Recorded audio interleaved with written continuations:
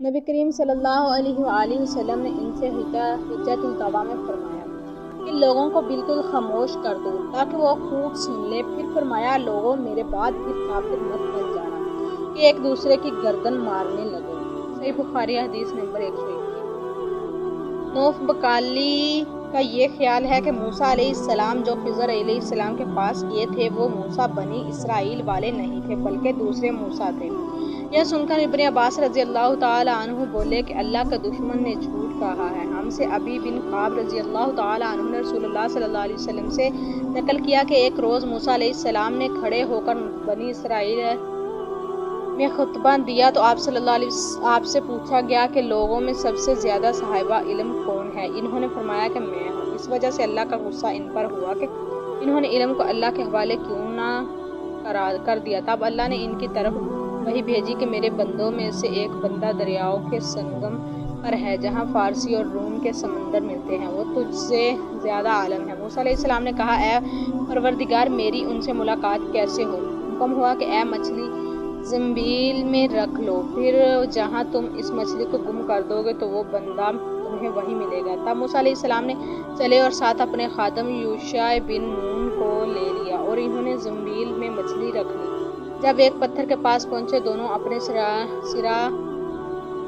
اس پر رکھ کر سو گئے اور مچھلی زنبیل سے نکل کر دریا میں اپنی راہ بنانے چلی گئی، اور یہ بات موسیٰ علیہ السلام اور ان کے ساتھی کے لیے بے حد تعجب کی تھی۔ پھر دونوں باقی رات اور دن میں جتنا وقت باقی تھا چلتے رہے۔ جب صبح ہوئی موسیٰ علیہ السلام نے خادم سے کہا کہ ہمارا ناشتہ لاؤ، اس سفر میں ہم نے کافی تکلیف اٹھائی ہے۔ اور موسیٰ علیہ السلام بالکل نہیں تھکے تھے مگر جب اس جگہ سے آگے نکل گئے جہاں تک انہیں جانے کا حکم ملا تھا، تب ان کے خادم نے کہا کہ آپ نے دیکھا تھا کہ جب ہم صخرہ کے پاس ٹھہرے تھے تو میں مچھلی کا ذکر بھول گیا۔ بقول بعض صخرہ کے نیچے اب حیات تھا، وہ اسے مچھلی پر پڑا، وہ زندہ ہو کر بقدرت الہی دریا میں چل دی۔ یہ سن کر موسیٰ علیہ السلام بولے کہ یہی وہ جگہ ہے جس کی ہمیں تلاش تھی، تو وہ پچھلے پاؤں واپسی ہو گئے۔ جب پتھر تک پہنچے تو دیکھا کہ ایک شخص کپڑا اوڑھے ہوئے موجود ہے۔ موسیٰ علیہ السلام نے انہیں سلام کیا۔ خضر علیہ السلام نے کہا کہ تمہاری سرزمین میں سلام کہاں؟ پھر موسیٰ علیہ السلام نے کہا کہ میں موسیٰ علیہ السلام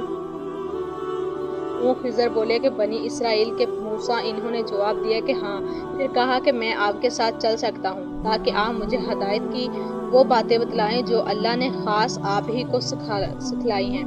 خضر علیہ السلام بولے کہ تم میرے ساتھ صبر نہیں کر سکو گے۔ اس موسیٰ علیہ السلام اللہ نے ایسا علم دیا ہے جسے تم نہیں جانتے، اور تم کو جو علم دیا ہے اسے میں نہیں جانتا۔ اس پر موسیٰ نے کہا کہ اللہ نے چاہا تو آپ مجھے صبر پاؤ گے اور میں کسی بات میں آپ کی نافرمانی نہیں کروں گا۔ پھر دونوں دریا کے کنارے کنارے پیدل چلے۔ ان کے پاس کوئی کشتی نہ تھی کہ ایک کشتی ان کے سامنے سے گزری تو کشتی والوں سے انہوں نے کہا کہ ہمیں بٹھا لو۔ خضر علیہ السلام کو انہوں نے پہچان لیا اور بغیر کرائے کے سوار کر لیا۔ اتنے میں ایک چڑیا آئی اور کشتی کے کنارے پر بیٹھ گئی۔ پھر سمندر میں اس نے ایک یا دو چونچیں مار دی۔ اسے دیکھ کر خضر علیہ السلام بولے کہ اے موسیٰ میرے اور تمہارے علم نے اللہ کے علم میں سے اتنا ہی کم کیا ہوگا جتنا اس چڑیا نے سمندر کے پانی سے۔ پھر خضر علیہ السلام نے کشتی کے تختوں میں سے ایک تختہ نکال ڈالا۔ موسیٰ علیہ السلام نے کہا کہ ان لوگوں نے تو ہمیں کرائے لیے بغیر مفت میں سوار کیا اور آپ نے ان کی کشتی کی لکڑیاں اکھاڑ ڈالی تاکہ یہ ڈوب جائیں۔ خضر علیہ السلام بولے کہ کیا میں نے نہیں کہا تھا کہ تم میرے ساتھ صبر نہیں کر سکو گے؟ اس پر موسیٰ علیہ السلام نے جواب دیا کہ بھول پر میری گرفت نہ کرو۔ موسیٰ علیہ السلام نے بھول کر یہ پہلا اعتراض کیا تھا۔ پھر دونوں چلے۔ کشتی سے اتر کر ایک لڑکا بچوں کے ساتھ کھیل رہا تھا۔ خضر علیہ السلام نے اوپر سے اس کا سر پکڑ کر ہاتھ سے اسے الگ کر دیا۔ موسیٰ علیہ السلام نے بول پڑے کہ آپ نے ایک بے گناہ بچے کو بغیر کسی جانی حق کے مار ڈالا۔ غضب ہو گیا۔ خضر علیہ السلام بولے کہ میں نے تم سے نہیں کہا تھا کہ تم میرے ساتھ صبر نہیں کر سکو گے؟ ابن عیاض کہتے ہیں کہ اس کلام میں پہلے سے زیادہ تاکید ہے، کیونکہ پہلے کلام میں لفظ لک نہیں کہا تھا، اس میں لک زائد کیا جس سے تاکید ظاہر ہے۔ پھر دونوں چلتے رہے حتیٰ کہ ایک گاؤں والوں کے پاس آئے۔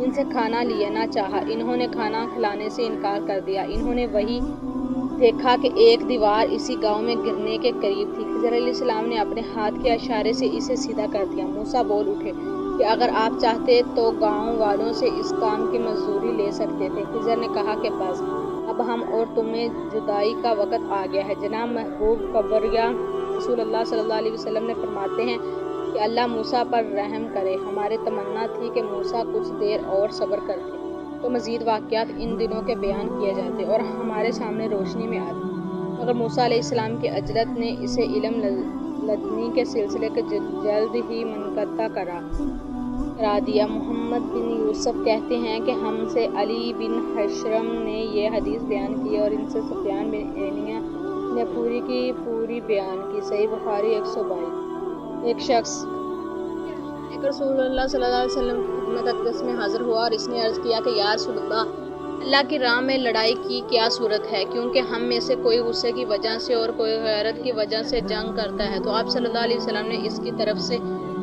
طرف سر اٹھایا اور سر اس لیے اٹھایا کہ پوچھنے والا کھڑا ہوا تھا۔ پھر آپ صلی اللہ علیہ وسلم نے فرمایا جو اللہ کے کلمے کو سر بلند کرنے کے لیے لڑے وہ اللہ کی راہ میں لڑتا ہے۔ صحیح بخاری حدیث نمبر 123۔ میں نے رسول اللہ صلی اللہ علیہ وسلم کو رامی جمار کے وقت دیکھا۔ آپ صلی اللہ علیہ وسلم سے پوچھا جا رہا تھا تو ایک شخص نے عرض کیا یا رسول اللہ میں نے رمی سے قبل قربانی کر لی۔ آپ صلی اللہ علیہ وسلم نے فرمایا اب رمی کر لو کہ کچھ حرج نہیں ہوا۔ دوسرے نے کہا کہ یا رسول اللہ میں نے قربانی سے پہلے سر منڈا لیا۔ آپ صلی اللہ علیہ وسلم نے فرمایا اب قربانی کر لوں کچھ نہیں حرج۔ اس وقت جس چیز کے بارے میں جو آگے پیچھے ہوتی تھی آپ سے پوچھا گیا، آپ صلی اللہ علیہ وسلم نے یہی جواب دیا آپ کر لو کچھ حرج نہیں۔ یہ بخاری حدیث نمبر 124۔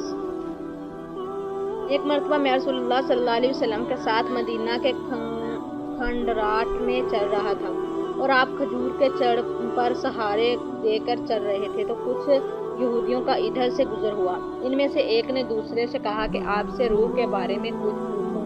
ان میں سے کسی نے کہا کہ مت پوچھو، ایسا نہ ہو کہ وہ کوئی ایسی بات کہہ دے جو تمہیں ناگوار ہو، مگر ان میں سے بعض نے کہا ہم ضرور پوچھیں گے۔ پھر ایک شخص نے کھڑے ہو کر کہا ابو القاسم روح کیا چیز ہے؟ آپ صلی اللہ علیہ وسلم نے خاموشی اختیار فرمائی۔ میں نے دل میں کہا کہ آپ پر وحی آ رہی ہے اس لیے میں کھڑا ہو گیا۔ جب آپ صلی اللہ علیہ وآلہ وسلم سے وہ کیفیت دور ہو گئی تو آپ صلی اللہ علیہ وسلم نے قرآن کی یہ آیت جو اس وقت نازل ہوئی تھی تلاوت فرمائی۔ اے نبی تم سے یہ لوگ روح کے بارے میں پوچھ رہے ہیں کہہ دو کہ روح میرے رب کے حکم سے ہے اور تمہیں علم کا بہت تھوڑا حصہ دیا گیا ہے اس لیے تم روح کی حقیقت نہیں سمجھ سکتے۔ یمشا کہتے ہیں کہ ہماری قرات میں وما آتا ہے کہ وما آتیمم نہیں۔ صحیح بخاری حدیث نمبر 125۔